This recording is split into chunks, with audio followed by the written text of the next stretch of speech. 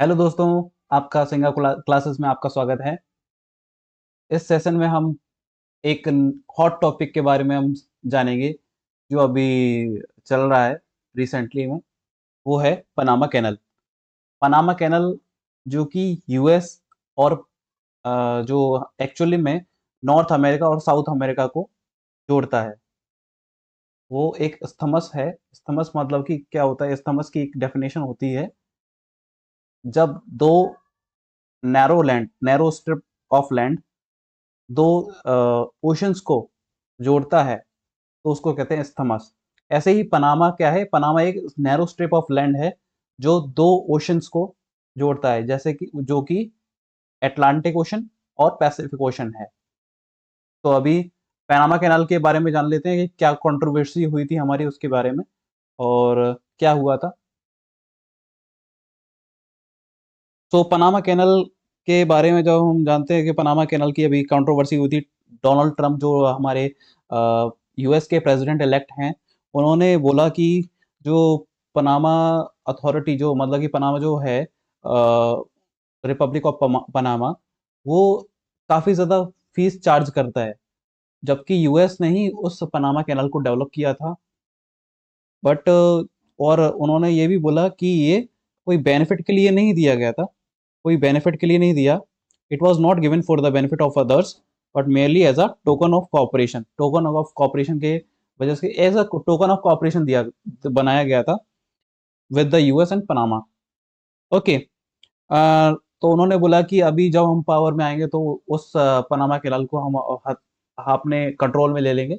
सो अब इसके बारे में हम जान लेते हैं कि पनामा कैनाल यूएस के लिए इंपॉर्टेंट क्यों है, वाई इम्पोर्टेंट। अब यूएस की जो लोकेशन है, आप जब ये देखेंगे तो यूएस की लोकेशन इधर है। तो यूएस में एक जो उसका इम्पोर्टेंट सिटी है न्यूयॉर्क। न्यूयॉर्क के बारे में आपको पता ही होगा। न्यूयॉर्क और दूसरी सिटी है सैन फ्रांसिस्को।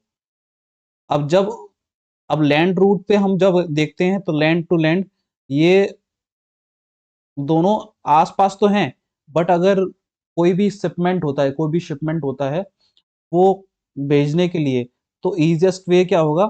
इधर से हमारा मतलब कि जब शिपमेंट होता है वो काफ़ी ज़्यादा भारी होता है, काफ़ी ज़्यादा चीज़ें होती है, वो लैंड रूट पे जाने में काफ़ी टाइम लगता है और काफ़ी उसमें प्रॉब्लम्स क्रिएट होती हैं और वो काफ़ी कॉस्टली होता है। और जो हमारा सी रूट है वो काफ़ी चीप होता है।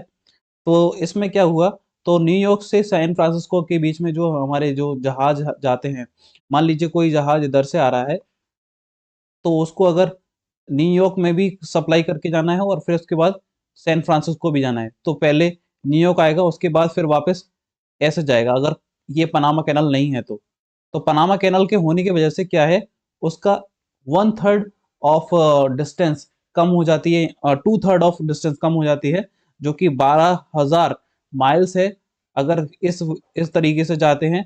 और इधर से हमारा 4,000 माइल्स के अकॉर्डिंग है, यानी कि एक तरीके से दो तिहाई time, two third of time has been saved due to the formation of the Panama canal.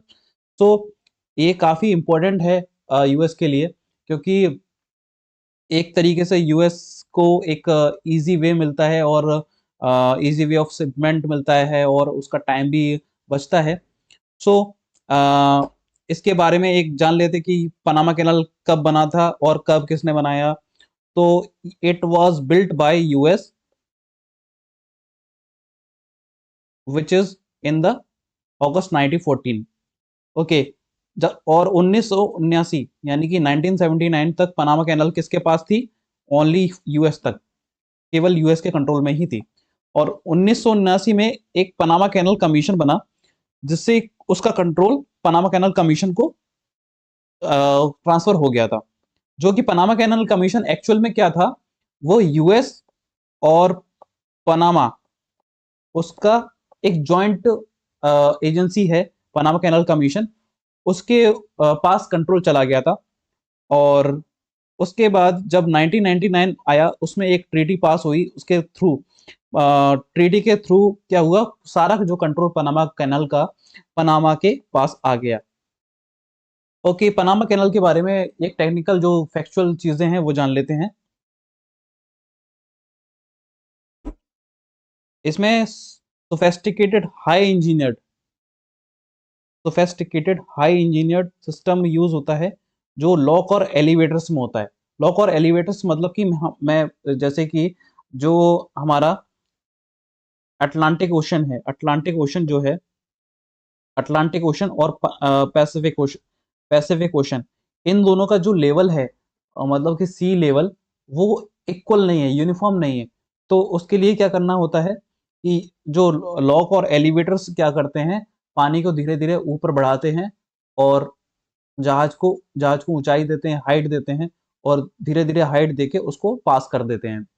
और जैसे ही ऊंचे वाले मतलब कि हाइट वाला जो सी है, उससे अगर नीचे वाले लोअर जो सी लेवल वाले ओशन में जाना है, तो वो क्या करते हैं, ऐसे ही उसको लॉक्स एंड एडवांसेस एलिवेटर्स के थ्रू उसमें वाटर लेवल रिड्यूस करते करते एक ग्रेजुअली उसमें वाटर लेवल रिड्यूस करके उसमें इस तरीके से वाटर लेवल रिड्यूस करके ये आगे पास कर देते हैं, ओशन पास कर देते हैं। और ऐसे ही दूसरी जो कैनाल है वो इंपॉर्टेंट है, वो है सुएज कनाल। सुएज कनाल। होपफुली आपको ये वीडियो पसंद आया होगा, तो लाइक कीजिए, सब्सक्राइब कीजिए सिंगर क्लासेस के इस चैनल को। Thank you.